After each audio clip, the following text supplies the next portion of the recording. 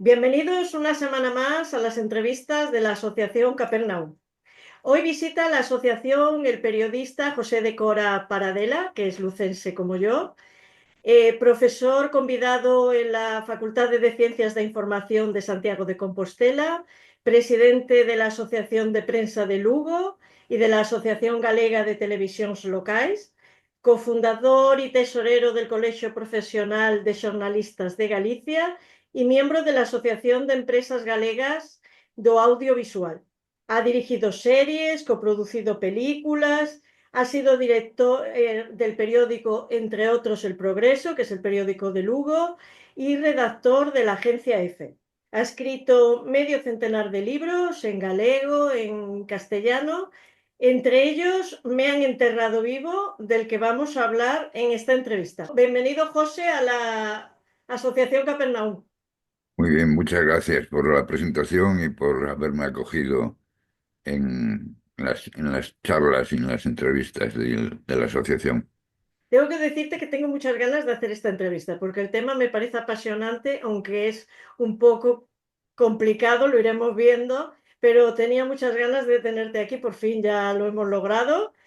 Y bueno, en 1844, Edgar Allan Poe escribió un relato de terror psicológico que tituló El entierro prematuro, y va sobre el miedo más terrible que existe, que es ser enterrado vivo, ser tomado por muerto cuando tu corazón late. Y para empezar, voy a leer un trocito muy pequeño para entrar en materia y los que nos escuchan y los que nos ven, Mm. que sepan de lo que estamos hablando.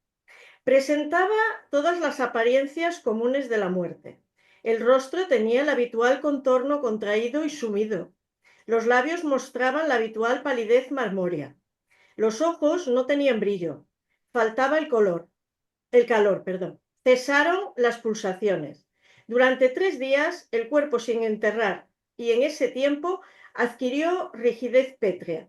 Resumiendo, se adelantó el funeral por el rápido avance de lo que se supuso era descomposición. ¿Tú también estás de acuerdo con lo que dice Edgar Allan Poe? Y yo también lo pienso, que ser enterrado vivo sin ningún género de dudas es el terror más grande que puede sufrir un ser humano. Pues así lo han calificado. A lo mejor no quien ha pasado exactamente por esa experiencia, porque de esa experiencia es evidente que no se regresa fácilmente, porque si la completas es que te mueres dentro, ¿no? El terror tiene que ser inimaginable, porque evidentemente hay un momento en el que pierdes la conciencia, pierdes el sentido de la vida y te despiertas enterrado, te despiertas entre las paredes de un sarcófago, ¿no? Eso tiene que ser demoledor. Y yo no tengo una muerte ah, comparable, aunque seguramente de sufrimiento o de dolor físico puede haberlo en torturas mucho más duraderas. Esta tortura, la de verse allí enterrado, por lo que calculan los médicos, no puede ir más allá de las 30 horas como mucho si el enterramiento es bajo tierra, dada la capacidad de almacenamiento de oxígeno que puede haber en un ataúd. En realidad, bueno, no parece mucho tiempo, pero es una eternidad, 30 horas en una situación como puede ser esa. Ya digo, puedes tener más dolor, puede haber más sufrimiento de dolor físico en torturas mucho más prolongadas o donde el dolor esté, digamos, más a flor de piel. Pero de terror, el terror es este, ¿no? El terror es verte enterrado vivo, sin lugar a dudas. Lo que ocurre, lo explicas tú en tu libro, después iremos por los casos, trataremos también lo que se puede hacer o lo que hacían antes y lo que se hace ahora, eso lo iremos viendo, pero se llama catalepsia. ¿Qué es la catalepsia? Y si solo la sufren los seres humanos o también hay animales que puedan sufrir catalepsia. Sí. La catalepsia, hay que empezar diciendo que todavía no está perfectamente delimitada y estudiada, ni se sabe que es un síndrome de diversas manifestaciones que está relacionado con la neurología y con la psiquiatría al mismo tiempo, pero digamos que no se sabe cuáles son sus causas. Se sabe cuáles son algunas de las causas, que son otras enfermedades. Y es una disfunción, evidentemente, una disfunción del funcionamiento del cuerpo. Pero también hay la catalepsia voluntaria, es decir, aquellos que llegan a la catalepsia queriéndolo, como son, por ejemplo, el caso de los faquires indios o otro tipo de catalepsia voluntarias que ya veremos también más adelante, ¿no? Entonces, por lo que se sabe, por lo que podemos decir con certeza. La catalepsia es la interrupción de las manifestaciones, de muchas de las manifestaciones de la vida o el atenuamiento de alguna de ellas, como puede ser el pulso o la respiración. Todo eso lleva a un estado propiamente llamado cataléptico que permite confundirse con, con la muerte y se produce un estado de muerte-vida, es decir, que está entre la vida y la muerte esa persona que la padece, haciendo confundir a familiares, a médicos, a quien esté al lado y pudiendo llegar a ser causa de enterramiento, lo cual es el la verdadera tragedia, ¿no? Eso es lo que hoy podemos decir como catalepsia, pero no podríamos decir esto lo causa, la causa tal y tal razón, sino que eso queda, digamos, todavía abierto a posibilidades. Puede ser incluso de tipo genético, puede tener unas características genéticas heredadas de una familia predispuesta para eso, o puede aparecer en personas que no tienen ninguna manifestación de posibilidades catalípticas hasta realmente, hasta que mueren y algunos hasta que mueren y despiertan en esa situación tan terrible que es haber sido enterrados. Porque también hay que tener en cuenta que algunos catalépticos son enterrados en vida, pero mueren sin despertar. Es decir, se produce una asfixia antes de despertar y mueren sin el sufrimiento que supone la catalepsia, ¿no? Y hay quiero decir, entonces no hay ninguna manera de anticipar que uno va a tener una catalepsia, No, ni saber que la va a tener, ya en muchos casos, como viene en tu libro, ya es demasiado tarde, claro. ujú.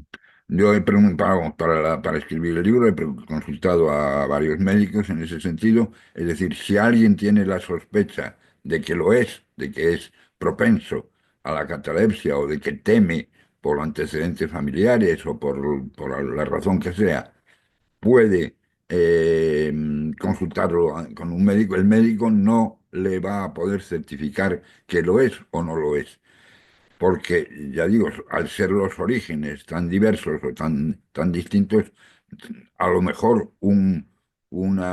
digamos, un análisis, una exploración absoluta del cuerpo, a lo mejor hoy podría llegar a ese diagnóstico, pero no se lo va a hacer ningún hospital, ni se lo va a hacer ningún médico, porque resultaría, bueno, en primer lugar, muy caro.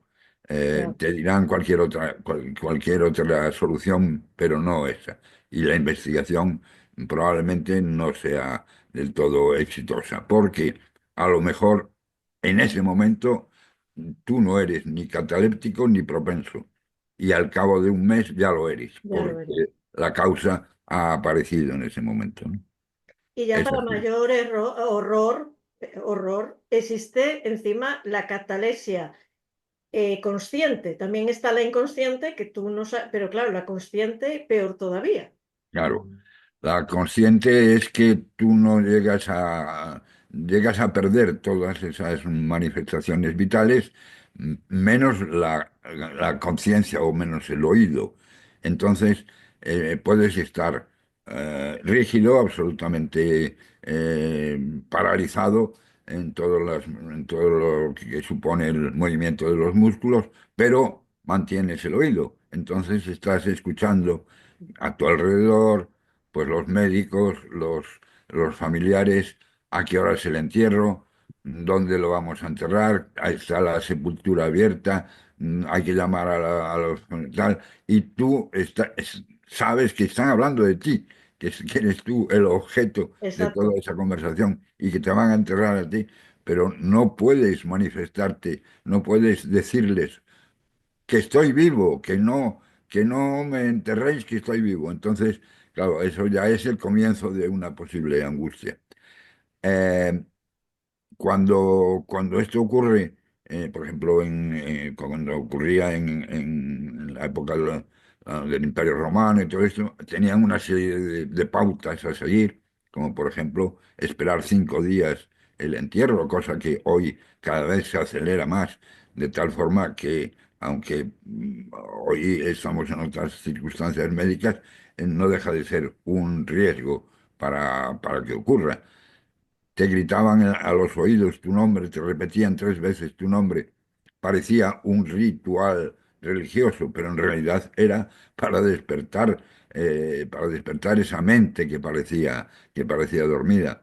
Las plañideras lloraban con grandes sollozos y grandes ritos y grandes gritos, no porque les doliera a ellos nada que te hubiera muerto, sino para probar tu sensibilidad al sonido y poder despertarte si, si ese era si era el el caso. caso.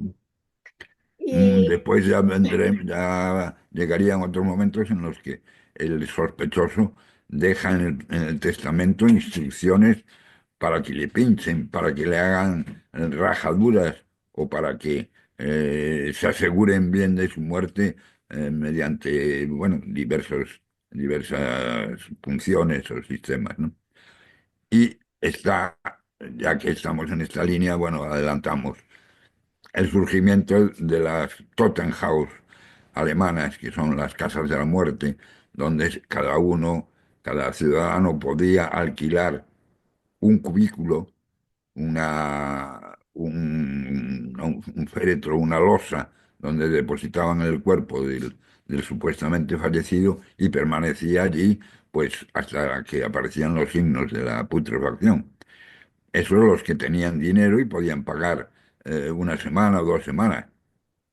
Y bueno, tenían una especie eh, de sistemas de comunicación con el vigilante. El más, digamos, el más burdo de todos era atarte un cordelito en el dedo gordo del pie y ese cordelito iba a una campanilla que podía escuchar el vigilante. Si tú hacías algún movimiento muscular, pues sonaba la campanilla. Pero es que el cadáver también se mueve con reacciones espasmódicas o reacciones nerviosas involuntarias, con lo cual aquella campanita funcionaba muchas veces por simple espasmo, lo que daba muchos sustos a los vigilantes, evidentemente. me imagino. Es curioso el sistema de las Tottenhaus, que había una prácticamente en cada ciudad importante de Alemania en los siglos XVII y XVIII. Es curioso que entre los padres, entre los padres y entre los solteros también, pero entre los padres es más curioso que los domingos llevaban a los niños a visitar cadáveres a las Tottenhaus, como ir al zoo, más o menos. Iban con los niños a ver muertos, ¿no? Que evidentemente para un niño es una lección de vida muy impactante ver una casa llena de posibles muertos que están allí tumbados y tal. Es un encuentro con la realidad del hombre y con, con la realidad del ser humano, pero un poquito fuerte, ¿no? En Sí, España casi no hubo Tottenhouse, pero hubo un rey No sé si está dentro de lo previsto hablar No, tú de- sigue, de- sigue, no te Pero preocupes, bueno, porque además si la tengo para después, pues ya la ya me la borras. contestas ahora y ya está, no Ya sé, la aquí borras. listo. En España hubo Felipe III, es decir, el hijo de Felipe II, cuando vivía todavía estaba el Escorial sin acabar, añadió al monasterio del Escorial lo que es lo que se llama el pudridero, Ay, es sí, decir, una estancia donde están féretros, féretros al aire libre y donde van a pasar los cuerpos de la familia real y de los familiares más allegados, es decir, lo que se componía hoy. Hoy la familia real es mucho más reducida, pero bueno, hubo momentos en que la familia real era más numerosa, aparte de padres e hijos. Y pasan allí a ese pudridero a estar unos cuantos años hasta que la podredumbre, bueno, ya era la descomposición del cuerpo y tal. Es decir, ¿y qué finalidad tenía el pudridero? Pues evitar catalepsias. Si había algún miembro de la familia que padecía catalepsia, no tenía más que levantar la tapa del féretro y ya estaba al aire libre, ¿no?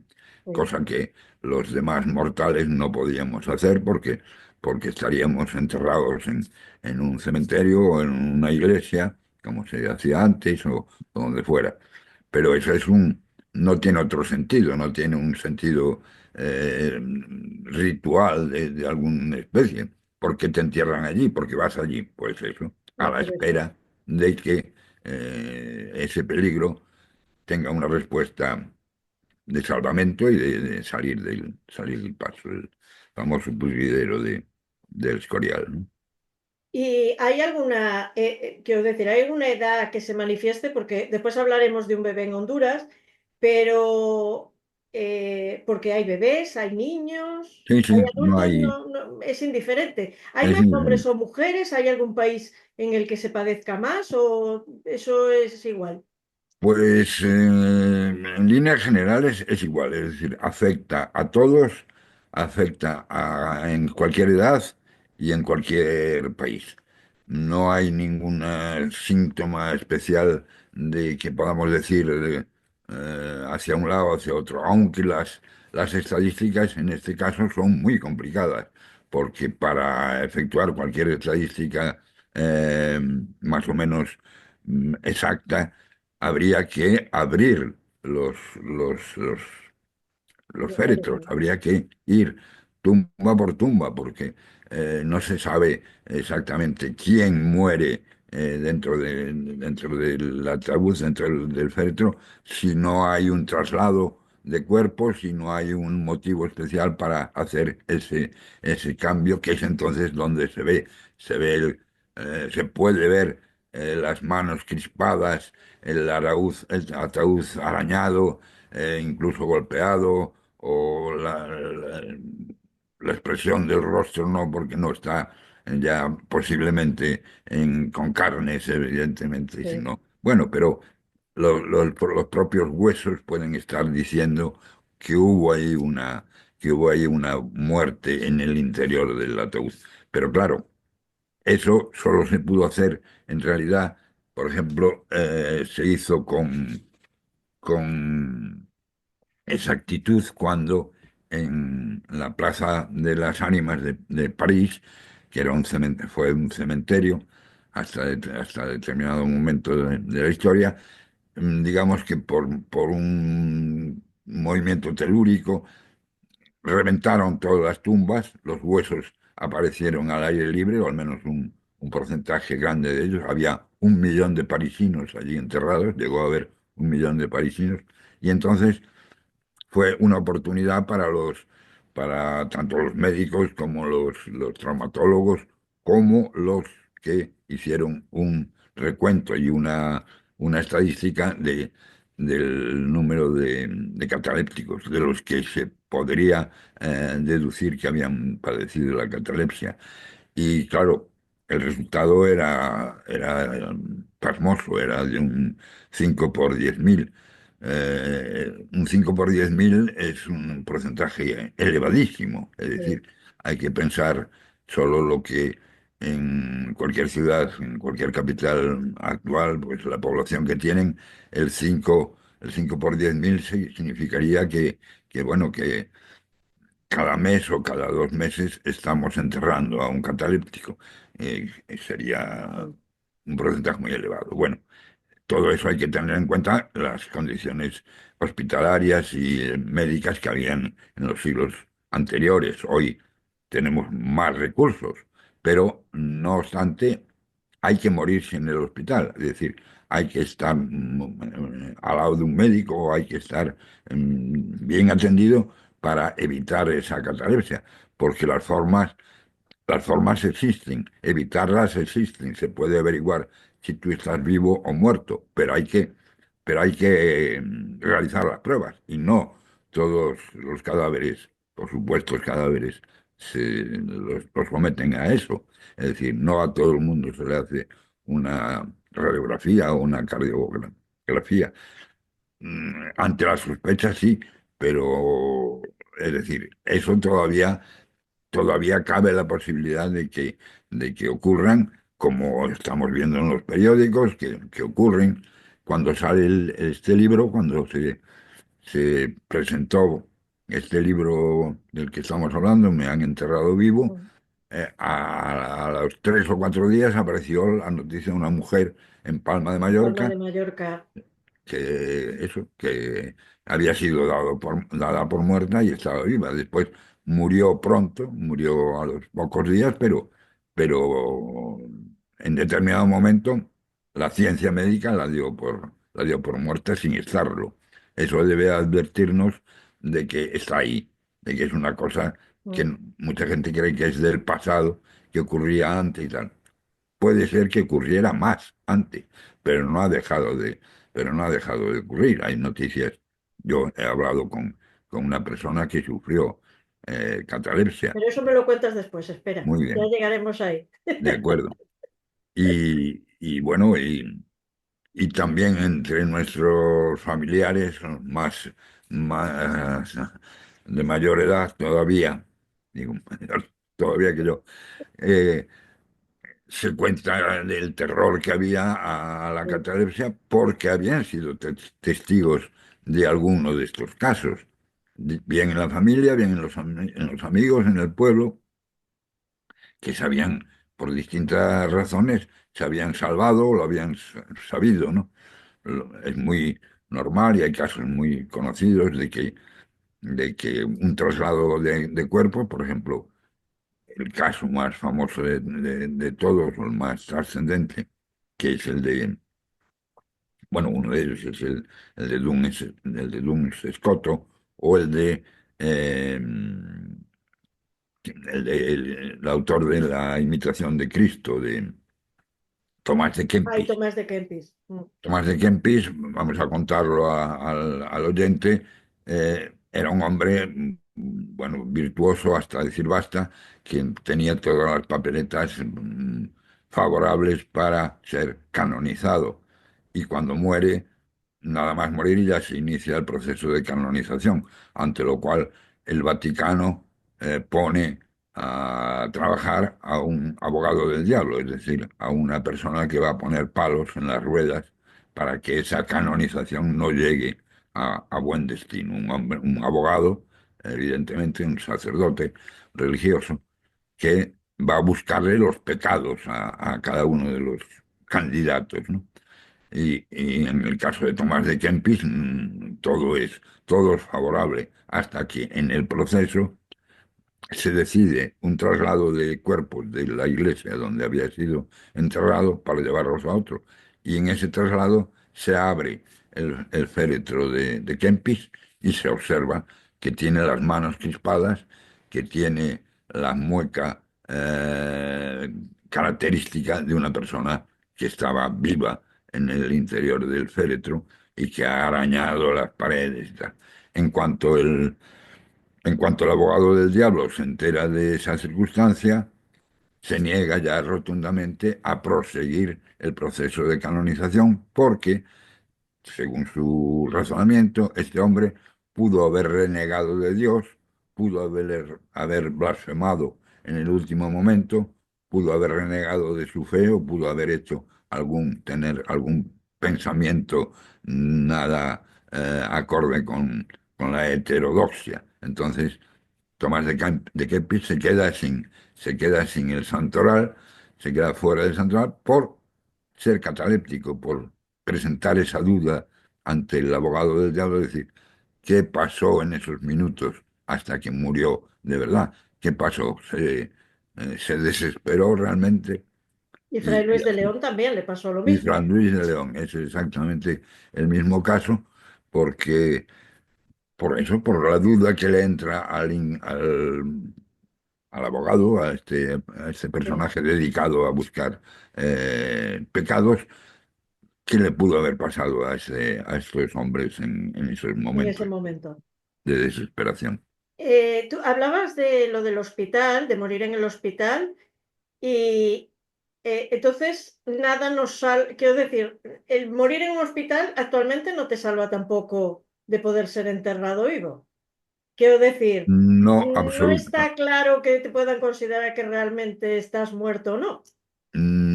con con absoluta seguridad, no, porque un cataléptico para, digamos, salir de la duda de que lo es un muerto viviente o realmente está muerto, hay que practicarle una serie de reconocimientos que no son que no son a simple vista, sino que exige algún tipo de prueba médica. Y esa prueba que sí, es decir, disponemos de ella, pero no se aplica a todos los muertos, porque el diagnóstico eh, es anterior, es decir, no hay duda de que esa muerte se ha producido por una enfermedad o por un estado calamitoso del enfermo, del presunto muerto, y ya se da por cerrado el caso.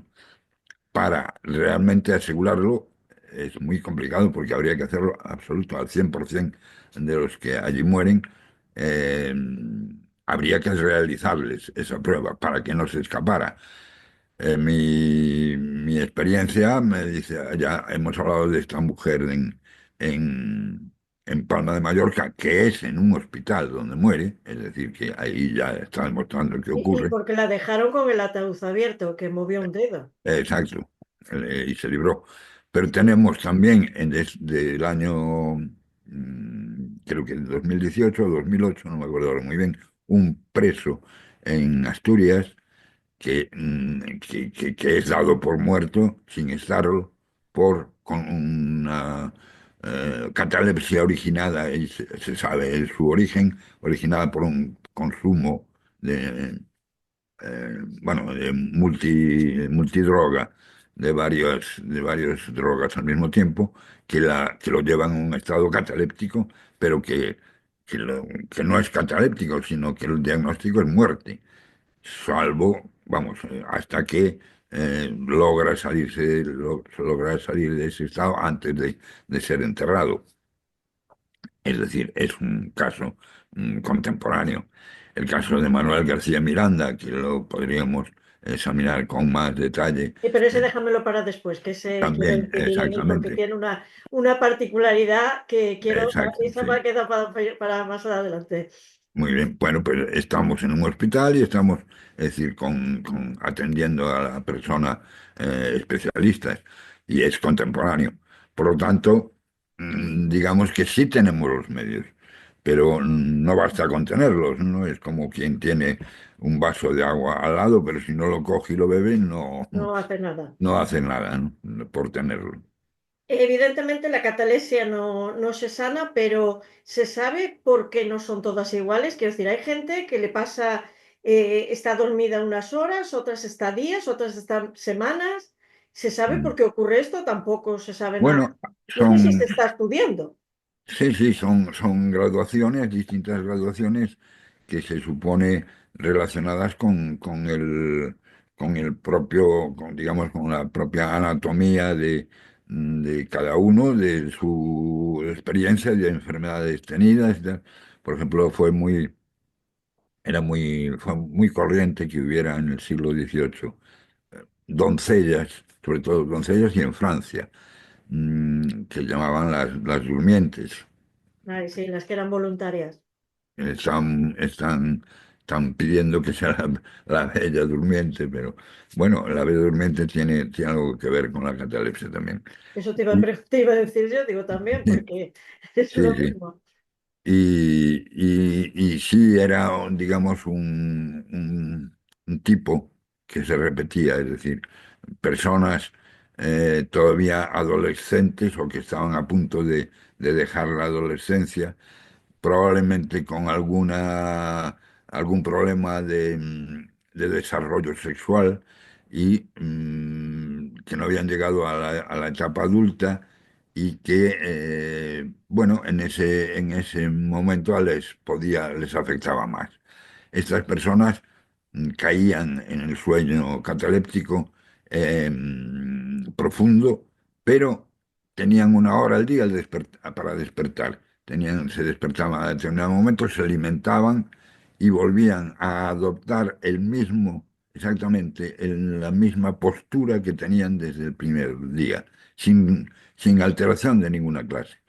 Y así hubo doncellas, Mademoiselle de París, Mademoiselle de Limoges, en fin, se les llamaban por el nombre de la ciudad en donde se producía, que estuvieron en ese estado a lo mejor hasta, bueno, meses y algunos años, sin variar absolutamente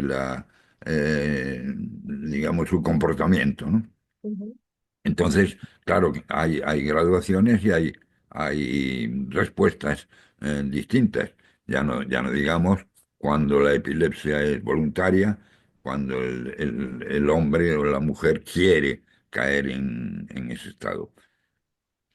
Otras eh, fueron, bueno, fueron tan débiles o tan fácilmente salvables que bastó un abrazo, como en el caso de Santa Teresa de Jesús, sí. que con 24 años cae cataléptica y le están celebrando ya, les han organizado ya el funeral y al cabo de los 5 días de exposición del cadáver, es decir, no inmediatamente, son con un colchón de tiempo bastante considerable, la presencia del padre y el ánimo del padre para despedirse dándole un abrazo bastó para que rompiera ese sueño y pudiera volver y pudiera vivir, pues, por lo menos 50 años más, que es cuando en aquel momento era una monja, como otra cualquiera, hasta que se convierte en doctora de la iglesia, es decir, 40 o 50 años más tarde. Y ella Eh, no volvió a ser, no, de esa vez que despertó cuando estaba su padre, y menos mal que la abrazó y la sacó medio, la sacó del féretro y Ujú. ahí ella despertó. No, ella no volvió a sufrir ninguna No, más, pero esos estasis místicos que tenía Teresa, ¿pueden ser debidos a la catalepsia? ¿Se sabe o pues no pueden tenía? estar relacionados indudablemente porque es evidente que tienen concomitancias porque son respuestas psíquico-físicas ante algo y una persona que es favorable vamos, que tiene las condiciones de caer en una catalepsia también las tiene para, para vivir una experiencia mística, un arrebato como Teresa sufría, ¿no? Ujú, Hay muchos casos, por ejemplo, bueno, algunos, de ladrones que, sabiendo que la persona que baja a la tumba era de familia pudiente, o que llevaba joyas encima, o que el simple traje que llevaba era de valor, o que tenía dientes de oro, o alguna posesión, crucifijos de determinada valía, en la misma noche del entierro, digamos que, bueno, van a la tumba y rescatan el cadáver para sacarle todo lo que tenga de provecho. Y en ese momento se han producido despertares que desde luego pusieron a Madre los mía, que ladrones, no volvieron a robar no seguro volvieron a robar a muertos en su vida. en su Son más vida. peligrosos que los vivos. No quiero ni imaginarlo. ¿Y alguien ha visto si alguien entraba en catalepsia? Quiero decir, ¿alguien presenció La entrada en o se catalepsia. confunde con morir si ya está? No, sí, sí. No, vamos, claro, se confunde. Nadie sabe en ese momento si lo que está presenciando es la muerte de alguien o es una caída en catalepsia. Eh, lo tendrá que averiguar posteriormente. Pero sí, claro, yo mismo, vamos, ya te digo, uno de los testi- testimonios que me han dado para el libro es de una persona que estaba con la familia y estaba con los médicos y que cuando, digamos, cae en lasitud, pues hay testigos que lo ven, pero claro, Confunde. lo confunden con un fallecimiento. No hay digamos, unas características especiales que te digan está en catalepsia o está O muerta. está muerto. Claro. Si Vale. fuera, por ejemplo, en el caso de la epilepsia, entonces sí, porque hay unas contracciones del cuerpo, hay unos espasmos, hay una crispación determinada eh, que te está diciendo que está sufriendo un ataque epiléptico. Por otra parte, el epiléptico no queda como el cataléptico, absolutamente inmóvil y absolutamente sin respiración. Es decir, hay otra respuesta distinta y ahí sí, sí se distingue, pero en la catalepsia no, es imposible. Claro. Bueno, tu libro se titula, lo dije al principio, Me han enterrado vivo. Ahí recuperas 100 casos que han ocurrido desde el siglo IV antes de Cristo hasta la actualidad. Lo curioso es cuando yo leí el libro bueno, el relato de Edgar Allan Poe, él dijo también, yo podría referir ahora mismo, si fuera necesario, 100 ejemplos bien probados. Hay que entender que Edgar Allan Poe estaba en el siglo XIX, nosotros estamos en el siglo XXI. Mm, Y vamos a hablar ahora de algunos de tus casos. A mí hay uno que me pareció, bueno, todos me parecieron tremendos, pero uno es el de el 3% de los soldados norteamericanos que morían en Vietnam cuando llegaban a Estados Unidos y habían el féretro ese que llevan mm, para pasarlo al otro, el de zinc, descubrían que habían sido, bueno, mm, enterrados no, pero sí metidos en el féretro vivo. sí. Bueno, ahí en ese caso, como en otros digamos, relacionados con los militares, con la guerra y todo esto, aplican la ley que aplicaban ya en las primeras epidemias de peste y por ahí, y es decir está lo suficientemente muerto. Es decir, ya ni siquiera el diagnóstico está muerto, sino que está lo suficientemente muerto como para ser enterrado, porque no le dan esperanzas digamos, de sobrellevar, de sobrevivir a ese trauma.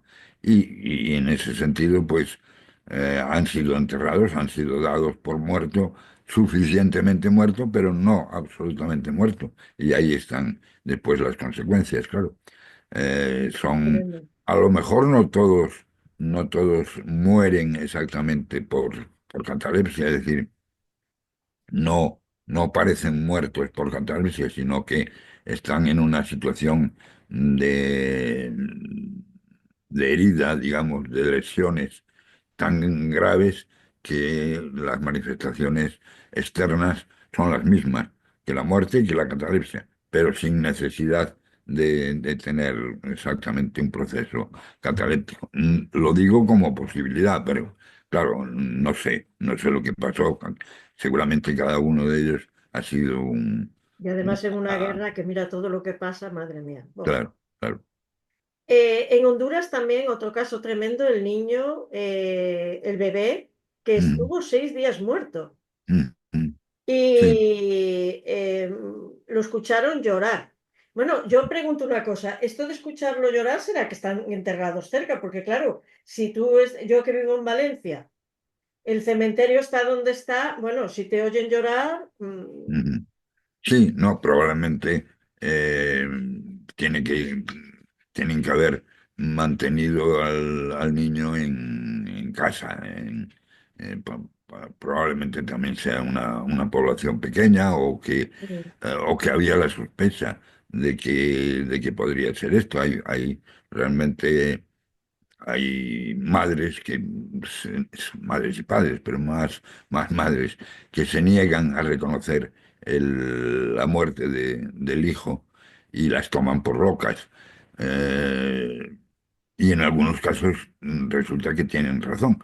Es decir, que no era una muerte, que era una catalepsia. Hay un sexto sentido que les lleva a esa negativa, que para un ser, para uno de nosotros, pues lo más fácil es decir, se ha vuelto loca. Es decir, la tristeza de la muerte del niño la ha trastornado y está diciendo tonterías. Y a lo mejor no es tontería, eh, digamos, es algo que le sale del interior y que le está diciendo que ese niño está vivo por lo que sea. También hay el caso contrario de un niño, un chavalín que se muere y y vuelve a casa a la noche y la madre que era andaluza le responde, dice, pero ni en el cementerio puedes estar tranquilo, tranquilo. que me vienes otra vez a casa. Bueno, no es un chiste porque sucedió y lo contaba Sí. el propio sujeto, pero bueno, para que veamos que en esta vida hay de todo y ya está. Hay la madre Venga del Señor. y, ¿Y y es cuál fue la así. primera persona de la que se tiene conocimiento que fue enterrada viva? Bueno, no se sabe con exactitud, pero se supone que fue Anastasio, que fue llamado Anastasio, porque Anastasio es el que vuelve de la muerte, así como Atanasio es el que vence la muerte, el que vence, es decir, el inmortal, bien porque no muere o bien o porque es una figura literaria, pero Anastasio es el que estuvo muerto y volvió. Se supone que le llamarían el origen de ese nombre de Anastasio. ¿Quién fue ese Anastasio? Pues seguramente que, que hace muchos milenios, porque que se sepa la catalepsia es con natural con el género humano. Me preguntabas antes si los animales, hay animales que no solo sufren catalepsia, sino que también se la procuran. Hay unos que disimulan y se hacen los muertos y todo esto, pero otros ya van más allá y no es que se hagan los muertos, se hacen los catalépticos cuando son atacados o cuando ven el peligro inminente y que de esa manera pueden salvarse. Dices tú, algunos, si te vienen a por ti, a comerte y te haces el cataléptico, pues Te les van a comer estás igual. te van a comer igual, estás favoreciendo favoreciendo el trabajo, ¿no? Pero hay casos en los que te atacan a lo mejor individuos de tu propia especie y no es para comerte, es para vencerte o para ganar en los, en las berreas o en las competiciones por buscar hembra, todo este tipo de cosas, sí te puede salvar una muerte aparente un- como diría Edgar Allan Poe. Eh, y ahí son tan inteligentes o que tienen recursos para ellos Para ello. como eso. Yo, por ejemplo, tengo un perro que no es que se haga cataléptico, pero tiene horror a las campanas. Suena una campana de la iglesia y está el tío abrazado a nosotros. Parece como si se quisiera meter en nuestro propio cuerpo, nos, está aterido, se queda absolutamente compungido. Nunca tuvo una mala experiencia con las campanas, es decir, que le viene de raza, le viene de algún ancestro que sí, que las campanas hayan supuesto pues la muerte o un aviso de incendio o lo que fuera. Ujú. Pero lo curioso de este animal es que sabe alrededor de una media hora antes de que van a empezar a sonar las campanas, sabe que van a empezar.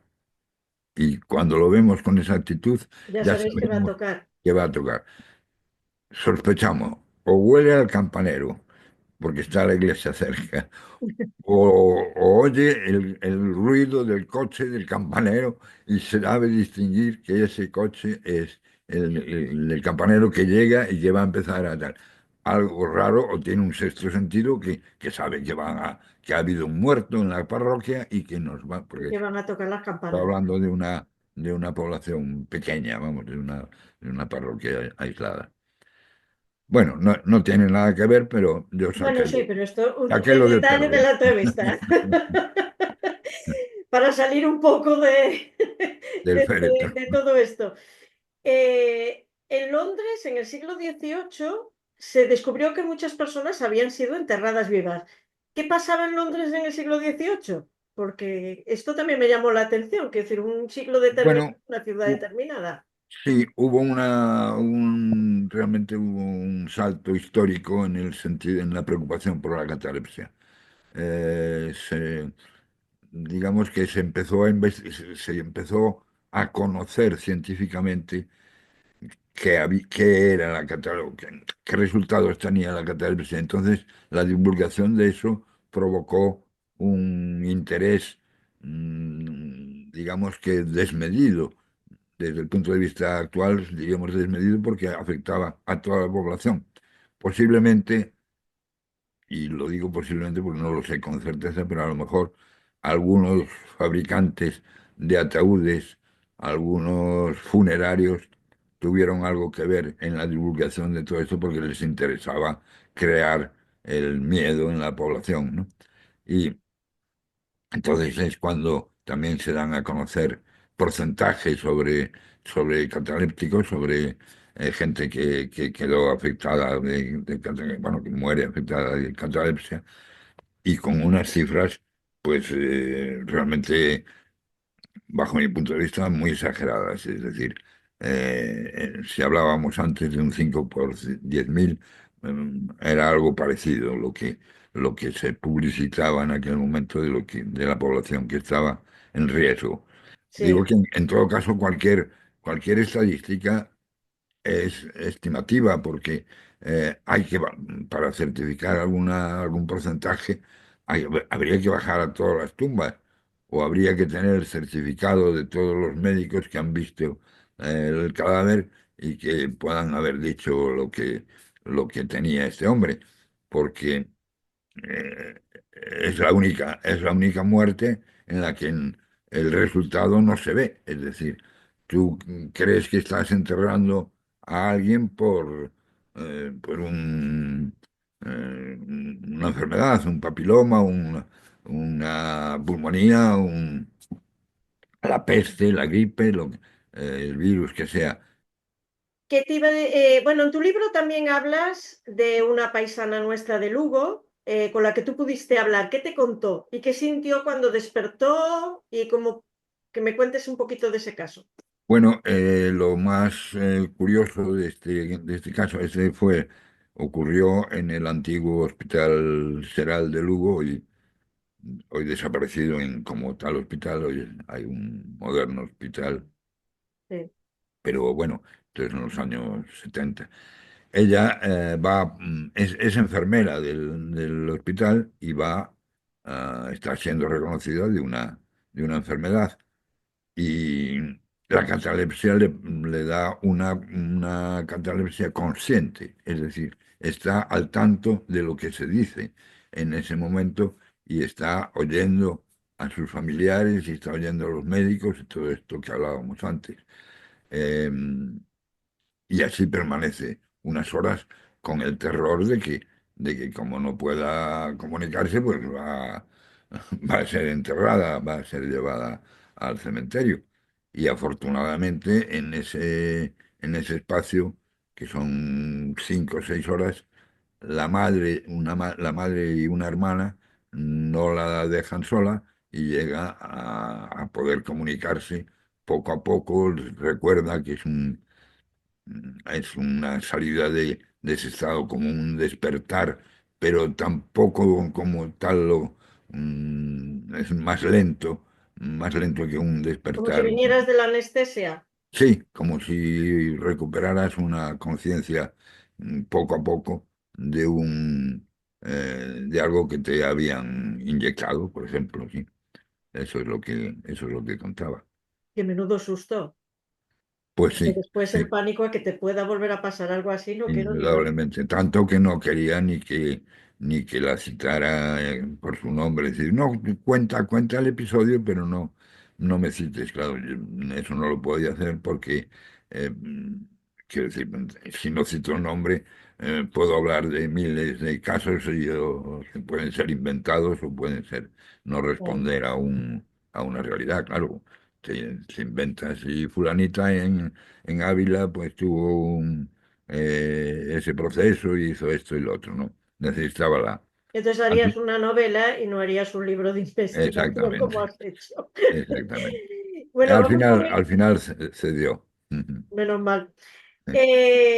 Vamos a contar el caso del que me hablabas de Manuel García Miranda, el diplomático en 2004, pero él sufre una experiencia cercana a la muerte. ¿En qué se diferencia una experiencia cercana a la muerte de una catalepsia? ¿O si es parecido o es Bueno, diferente? ¿O lo mismo? puede ser parecido y puede ser igual. Una experiencia cercana a la muerte necesita la conciencia, es decir, que te acuerdes de lo que ocurre durante ese estado en el que no perteneces ni al mundo de los vivos ni al mundo de los muertos. Entonces hay personas que llegan a ese estado no por catalepsia exactamente, sino porque la enfermedad los aboca a ella, viven el famoso túnel y el famoso encuentro con seres de luz que les dicen determinadas cosas, pero entre ellas les dice que no han llegado su hora y que tienen que regresar a la Tierra. Eso puede ser exactamente una experiencia cataléptica o puede ser una experiencia originada por otras causas, ¿no? Entonces, en el caso de, de Manuel García Miranda, parece ser que, bueno, este hombre, para centrarnos un poco, es un diplomático que ha sido embajador, cónsul y distintos cargos en las embajadas de media eh, Latinoamérica y de África, y está, pues, al final de sus días, ya con edad de con edad proyecto, vamos, quiero decir, en los últimos momentos de su De vida. su vida. Y se interna en el Hospital Universitario de Madrid, que está en la Plaza del Conde del Valle, Suchil, y que existe todavía allí. Entonces, está con la mujer y lo dan por muerto. Lo dan por muerto, aparecerá sobre la primera hora de la tarde de un domingo, y la mujer avisa a su mejor amiga y le dice, Marisán, por favor, ven al hospital porque Manolo ha muerto. Entonces, esta mujer se atusa rápidamente, coge un taxi y se presenta en el hospital universitario y se encuentra a Manolo sentado en la cama al lado de su mujer. Dice, pero ¿qué pasa? ¿Cómo no me acabas de decir que se ha muerto? Y pues no, aquí está, he vuelto. Aquí estoy, dice Manolo. Y todavía ella pues pregunta. Pues le hace un relato de la famosa experiencia de que se siente muerto y llega a un lugar donde un ser de luz lo recibe y le dice que no ha llegado que todavía no ha llegado su hora, que él va a volver a la Tierra. Él dice que se encuentra mejor que nunca, claro, en un estado de felicidad absoluta y que al oír aquello de que tiene que volver a la Tierra no le hace ninguna gracia. Es decir, pero si aquí estoy fenomenal, Eso lo dicen eh, todos, ¿eh? Nadie quiere volver. nadie quiere volver, porque saben cómo nos las gastamos aquí en la tierra y que han llegado ya, han pasado ese salto y están absolutamente a gusto, digamos, que con el estado que les Es corresponde. curioso porque aquí la mayoría no se quiere ir y cuando llega ya la mayoría No nadie quiere quiere volver. volver. Es decir, ni contigo ni sin ti Sí, tienen mis sí. males remedios. El caso es que Manolo se ve obligado a volver y tan obligado. Ah, bueno, le dice una serie de condicionantes. Le dice, vas a tener una semana más de vida, es decir, exactamente 7 días. Y en esos 7 días tienes que hacer determinadas cosas, entre ellas unos papeles que no quedaban arreglados y lo que más nos interesa, digamos, a los ajenos al caso, tienes que escribir un artículo periodístico en donde cuentes la experiencia. Que esto es, para mí es la única vez que he oído esto exactamente así, aunque muchos lo han hecho, aunque muchos han tal, Mm. pero que alguien se lo indicara, digamos, desde la otra dimensión. Y sobre todo en ese artículo tienes que resaltar que no le tenga miedo a la muerte nadie, que es una fase más en la existencia. Esto es muy profundo, es de mucha profundidad. Bueno, entonces Manolo, sentado en la mesa, en la cama, le cuenta todo esto a la que va a ser al final mi confidente. Y durante esa semana arregla sus papeles y escribe el artículo, un artículo que, bueno, yo me hice con él, como se puede hacer con él cualquiera que lo busque. No le es fácil colocarlo en la prensa de Madrid hasta que tiene un contacto con Alfa y Omega, que es un suplemento que publica ABC, publicaba ABC en aquel momento, yo creo que ahora está en Internet solo.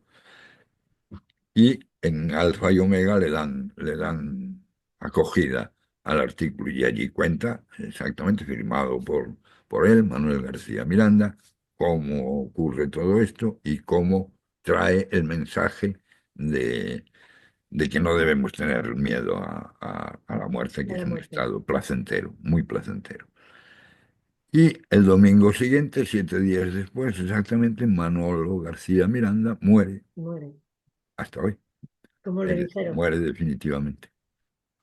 Esa es Las personas que están en Cataluña, porque claro, los de cercano a la muerte sí que cuentan esto, lo de la luz, que tienen un encuentro, pero por ejemplo los de la catalesia viene a ser, claro, la chica de Lugo, la enfermera, quiero decir, es como estar anestesiado, que tú no estás soñando, cuando tú eres anestesiado no sabes dónde estás, no Ujú, tienes ningún recuerdo, yo lo he sido bastantes veces y nunca he tenido ningún recuerdo, ujú. o sueñan o no sueñan, o No, no, bueno, lo normal, ya te digo, hay la inconsciente y la consciente. La inconsciente despiertan y no se han enterado de nada.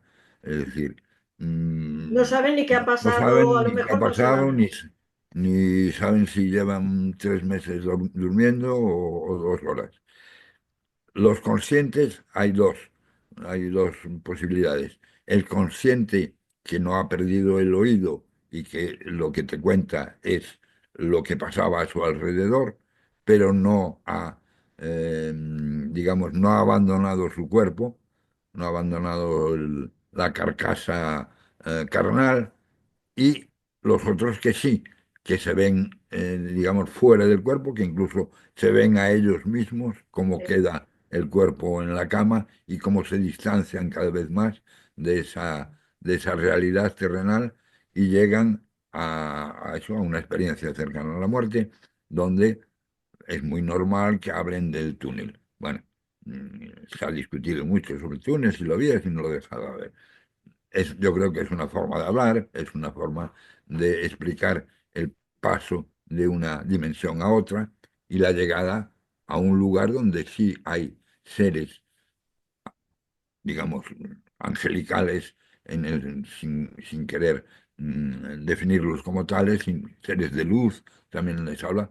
Otros dicen directamente Dios, que es el espíritu que te habla, o alguno de los...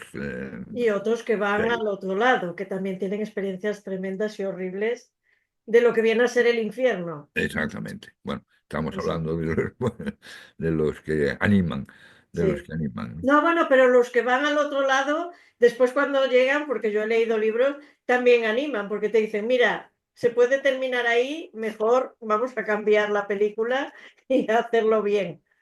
Y entonces Bueno, claro, cambian su forma de ver las cosas. evidentemente, claro, si han regresado y tienen esa Claro. posibilidad, eh, es una ¿Qué buena se hace enseñanza. con estas personas? Porque, a ver, no son personas resucitadas porque no estaban muertas. Para Ujú, resucitar hay que morirse. ujú. Son personas que están dormidas, entonces, cuando despiertan, ¿qué se hace? Quiero decir, ¿cómo actúa la familia o qué se hace con ellas? Bueno, bueno, legalmente, evidentemente hay que dar unos pasos. Si se han dado los del certificado de muerte, hay que retrotraerse a- al estado anterior, es decir, a la- al momento en que tienen la vida y considerarlos como una persona viva, sin más. Hay, en algún caso, si por ejemplo, él ha pasado mucho tiempo mucho tiempo es difícil que pase, digamos, una vez enterrado. Pueden estar en casa, pueden estar arrumbados en una cama, en un camastro, lo que sea, pero en ese caso nunca se produce la certificación de la muerte. El, Hubo un soldado gallego en la guerra de Cuba que, que estuvo meses en ese sentido, pero claro, nunca se tomó ninguna decisión especial que haya que tocar o retomar porque no hubo, no hubo certificación de la muerte, ¿no? Este, por cierto, que lograron que retomara la conciencia a base de hablarle en gallego, en el gallego que se hablaba en su pueblo, no en cualquier gallego, No cualquier gallego, no madre cualquier mía. gallego, el acento que tenía en su pueblo y cantándole canciones que conocía. Y volvió a España y volvió a Galicia y ahí vivió sus últimos años. Eh, ¿Qué hacer con estas personas? Ya te digo, si no ha habido, no se ha tomado ninguna medida legal, pues no hay Pero que... vuelven igual que estaban, quiero decir, como tú y yo ahora mismo que dices, mira, Ah, sí, estamos sí, así sí, sí, y sí, sí, vuelves sí, igual y sigues, no estás, a ver, sí que dijiste que cuesta venir, sí, despiertas en más el momento, sí, lentamente, sí. pero después es tu vida normal totalmente. Totalmente, sí, sí, sí. Eh, bueno, por citar el ejemplo que tenemos de Santa Teresa, no solo vuelves normal, sino que a lo mejor has vuelto enriquecida, y quiero Sí, decir, con exacto. posibilidades de ser lo que fue después, a saber si la catalepsia influyó en ese cambio y fue digamos, un acicate o una motivación para ser más lúcida, para ser más esclarecida, ¿no? Lo que no hay constancia es de casos en los que la catalepsia haya dejado huellas, digamos, daños cerebrales o daños físicos por sí misma, ¿no? Es decir, hay ejemplos de gente que vive muchos más años después de la experiencia, gente que tiene otra catalepsia, es decir, pasan un tiempo y vuelven a tener otra, y a saber si tienen la definitiva, aunque viven, claro, toda la vida con ese temor. No es muy frecuente, no es muy frecuente de todas maneras que se repita. O te da en la definitiva, que es la que te y no te entierran, vas. o te da y te recuperas. Y no, es decir, no tienen que hacer nada especial, ni, por ejemplo, abandonar el alcohol o abandonar el tabaco o comer determinadas cosas. No, es tan misteriosa como para eso, como para que eh, pase la vida otra vez a normalidad sin ningún tipo de intermedio. De nada. Y ahora vamos a rizar más el rizo ya de lo horrible que es la incineración. Ah, bueno, sí. Claro, pero vamos a ver, ¿se sabe de alguien? Quiero decir, si tú estás incinerándote, pues ya adiós, llegado el Bueno, momento. pero se sabe de un caso al menos que un hombre despierta de la catalepsia en mitad de la operación, es decir, al iniciarse el fuego, le da tiempo a gritar. Y los operarios de la funeraria escuchan esos alaridos, breves alaridos, porque muere enseguida. Pero quiero decir, por lo menos yo he localizado un Sí, caso de ese. una persona que entró en el horno viva, es decir, entró cataléptica Eso ya y tiene que ser, pues sí, muy breve, porque no mucho no, no puede pero tremendo eso, ¿eh? sobrevivir, Buah. pero sí. Eh, Bueno, vamos a hablar de los casos, digo de los casos, de los métodos para prevenir, ujú, porque hay de todo tipo. Antes hablabas de las campanitas, había también lo de la electricidad. Ahora se está hablando de poner móviles en los mm. ataúdes.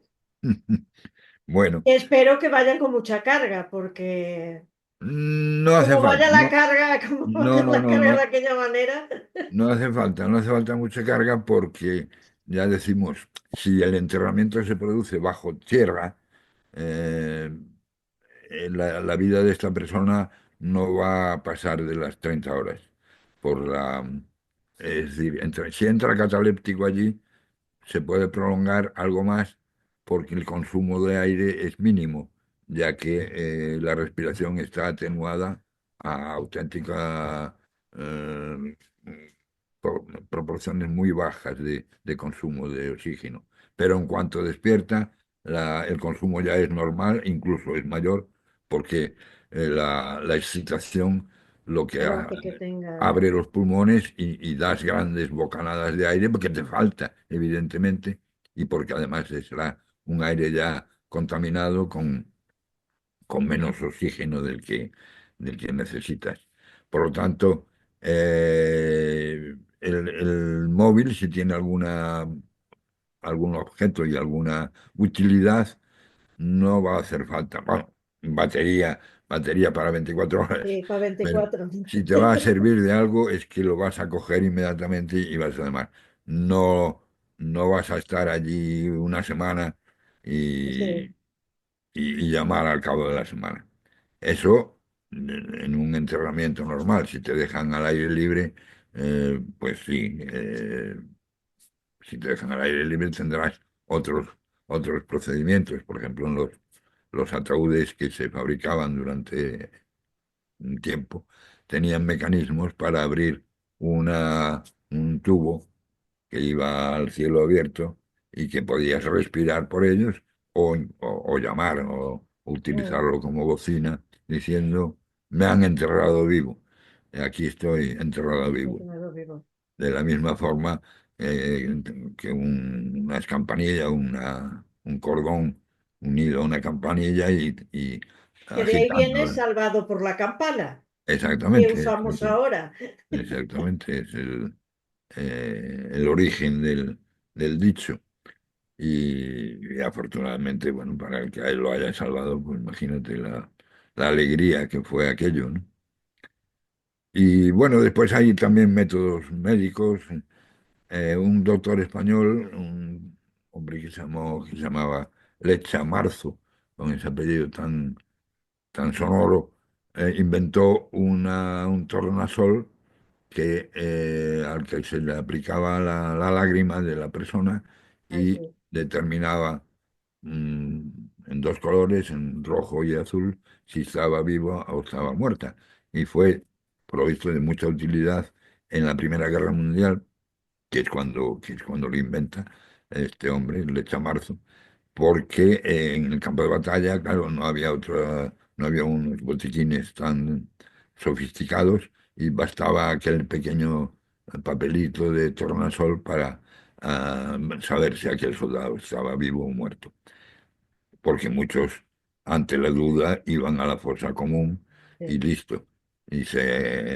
Claro, era una solución radical, como fue una solución radical durante la peste, durante las epidemias de peste, pues llevarse los cadáveres sin mayores miramientos y además con poco contacto con ellos a ser posible, ¿no?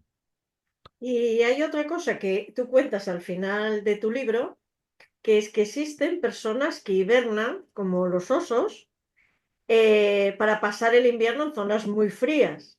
Así es. Eso es. Entonces, ¿cómo se hace y cómo se alimentan estas personas? Bien, esto, la referencia que tengo es una tribu, por decirlo así, de Pskov, de una región al norte de Moscú, donde todavía en 1901, es decir, iniciándose el siglo XX, practicaban esta manera de pasar el invierno. Allí el invierno significaba el cese de toda actividad porque era imposible eh, buscar comida ni tener nada de, digamos, de actividad. Entonces, estos hombres y mujeres se reunían en torno, llegado octubre más o menos, se reunían en torno a una hoguera, se disponían alrededor de ella en camastros, en camas donde se iban a dormir o iban a procurarse un estado cataléptico, menos uno que hacía, digamos, el papel de bella durmiente, como en Francia, es decir, que se despertaba a determinadas horas del día, alimentaba alimentaba la hoguera y facilitaba un trozo de pan negro a cada uno de los presentes, de los que estaban en aquella choza. Lo curioso del caso, bueno, el caso ya es curioso en sí Sí, mismo, pero digamos que llama la atención de que en el territorio al que nos referimos, en Peskov, hay un monasterio que se llama el Monasterio de la Dormición. Y es un sitio donde hay que ir, donde iban los habitantes de aquella zona a aprender las técnicas para lograr esa catalepsia y pasar así 5 meses de invierno. Son técnicas que, por otra parte, algunas de ellas están descritas en el libro, no referidas a ellos, porque yo no sé exactamente qué les enseña en el en monasterio de ese la monasterio Dormición, de la dormición. pero sí las que practican los faquires indios, los faquires que están especializados en procurarse la catalepsia, enterrarse y permanecer enterrados y vivos durante semanas, que es una forma, al parecer, de ganarse el dinero en apuestas frente a los oficiales del ejército inglés que andaban por allí, en aquellos tiempos por lo menos, y que apostaban a que era capaz, no era capaz o tal. Eh, Hay que hacer una serie de ejercicios, taparse los orificios, puedes meterse en agua tibia, usar aceites, en fin, hay unos ritos especiales. Al averiguar todo esto me acordé de que mi padre me hablaba que en las fiestas de Lugo, algunos años venía un señor que se enterraba, es decir, que San elegía Froilán. en San Froilán, venía a encerrarse en una plaza, convocaba a todo el mundo que iba a hacerlo y El día tantos estaba allí 3, 4 o 5 días y el día tanto resucitaba. El lugar estaba vigilado por la población, es decir, de allí no se escapaba, era imposible, habría huellas que lo detectaban. Y entonces le arrojaban monedas cuando salía de allí, le arrojaban monedas y era lo de lo que vivía. Este mismo señor, que se apellidaba Campoy, actuaba en los campos de fútbol menos tiempo. Se enterraba antes de empezar el partido y se desenterraba cuando cuando finalizaba, terminaba el partido. que suelen ser, bueno, 2 horas, 2 horas y media más o menos. Es decir, que también tuvo ahí Anda una... que como fueran a la prórroga, penaltis y demás. Es cierto. Oye, no empatéis, no empatéis que me muero. Vamos que no. Ya estamos terminando, ya es la última pregunta que tengo para ti, José. ¿Por qué en la actualidad no existen libros sobre este tema? Que es una cosa que estamos viendo y leyendo tu libro, se ve que hay muchísimos casos y como dije antes, Edgar Allan Poe tenía 100 en el siglo XIX. Tú sacas 100 desde el menos Sí, 4 sí, hasta la sí. actualidad. Entonces, hay Bueno, muchos. Y esa es una pregunta. Primero, ¿por qué crees que no hay libros sobre este tema? ¿No se habla sobre este tema? Y segundo, ¿por qué decidiste ahora tú escribirlo? ¿Qué te llamó la atención a ti para dar sí. el paso? Dos preguntas en una. Bueno, yo creo que no los hay hasta este, porque ha dejado de ser una preocupación. La catalepsia no es una preocupación del pueblo. No sale en las encuestas del CIS en ninguna posición por delante del paro ni de la economía, ni de no aparece la catalepsia como preocupación popular. Por lo tanto, la gente cree, y lo cree con error, que es un síndrome superado por la humanidad, que está superado por el avance de la ciencia médica, lo cual, ya digo, es un error. Es cierto que está mucho más controlado y que es más difícil morir hoy enterrado bajo el síndrome de la catalepsia que hace 2 siglos, evidentemente, pero eso no quiere decir que no Que no preocupe, ocurra. que no preocupe, no, que no exista. Mm. Y entonces no preocupa y yo creo que la gente pues ha dejado de, de tener interés en eso y no se han publicado realmente desde el 19. Hay muy poca bibliografía. Habrá bibliografía médica exclusivamente, pero no una edición popular, ¿no? En cuanto a mi interés, pues volvemos al principio. Mi interés se inicia con Edgar Allan Poe. Se inicia no exactamente con la lectura del cuento del entierro prematuro, sino con la versión cinematográfica del entierro prematuro, que fue La Obsesión, una película de Roger Corman que dirige a Ray Miller y que pues es de los años 60, del principio de los años 60. Una película que yo veo con 14 años más o menos y que me produce una impresión muy, muy desagradable. Quiero decir, que he estado noches, me acuerdo de noches sin poder pegar ojo o durmiendo con pesadillas de un niño de 14 años, pero, Sí. pero que me hicieron hueco. Aquello eh, me quedó para toda la vida. El haberlo emprendido ahora bueno, llevaba 2 años más o menos con la investigación, pues al terminar uno de los libros me pregunto, ¿y a qué le dedico el próximo libro? Y me acuerdo de aquella impresión.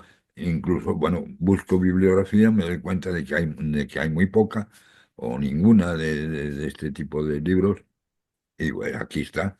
La catalepsia es un tema importante, vigente medio vigente porque la preocupación es mínima, pero que está ahí sin tocar desde hace mucho tiempo. Vamos a hacer una historia de la catalepsia, por lo menos para que digan que en el siglo XXI se escribió un libro de de la este tipo. catalepsia. Y para decir que hay casos del siglo XXI y que seguirá habiéndolos por desgracia, por eso, por esa imposibilidad de detenerla. Yo, desde luego, esa película que viste tú no se me va a ocurrir porque yo ya leyendo el relato del Sí, no, entierro no. prematuro, madre, eso que, a ver, hay una historia dentro del relato, porque el relato es cortito, Sí, pero sí. el final es espeluznante. Pero hay un relato dentro del relato, una historia que era una mujer que estaba enamorada de un hombre y la hicieron casar con otro, al que no quería y tuvo un ataque de catalepsia. Sí, Y después la entierran y claro, el enamorado va a cortarle un trozo del cabello y entonces al abrir el féretro, claro, ya está viva, se pueden escapar, viven juntos no sé cuántos años y volvieron a la zona de donde eran, pero sí que descubrieron, el marido, el ex marido la reconoció, pero ya el juez dijo que no había, digo, bueno, esa termina bien, por lo menos sí, sí, dentro sí. del relato, pero a mí no se me va a ocurrir ver la película. Bueno, Bueno, pues ya para terminar, como siempre termino con una frase, voy a terminar con lo que dice Edgar Allan Poe, que dice, es un hecho que sucede en entierros prematuros cuando reflexionamos en las raras veces en que tenemos la posibilidad de descubrirlos, debemos admitir que tal vez ocurren más frecuentemente de lo que pensamos. En realidad, casi nunca se han removido muchas tumbas en un cementerio sin que aparecieran esqueletos en posturas que sugieren la más espantosa de las sospechas. La sospecha es espantosa, pero más espantoso es el destino. así es. Así que gracias, José, por dedicarnos parte de tu tiempo y venir a hablar de tu libro. Gracias, Ana. Y, Gracias a todos y los bueno, oyentes. yo lo recomiendo a todo el mundo que lea. Me han enterrado vivo porque van a aprender. Aquí hemos hablado de algún caso, ahí Sí, hay 100 casos, entonces... Y gracias por abrirnos también la mirada a este tema que estaba olvidado, es verdad, y como dices tú, es común. A ver, no es como en el siglo XIX, pero sí que evidentemente. pasan casos, con lo cual hay que hablar de ello. Así que Hay que, gracias por ese libro, que veo que tienes la portada detrás de ti. Y nada, muchísimas gracias. muy bien. Muchas gracias, Ana, y gracias a todos a tus oyentes y por la atención y cuidado con la catalepsia. Exactamente. Y a vosotros os veo en las próximas entrevistas de la Asociación Capernaum. Adiós.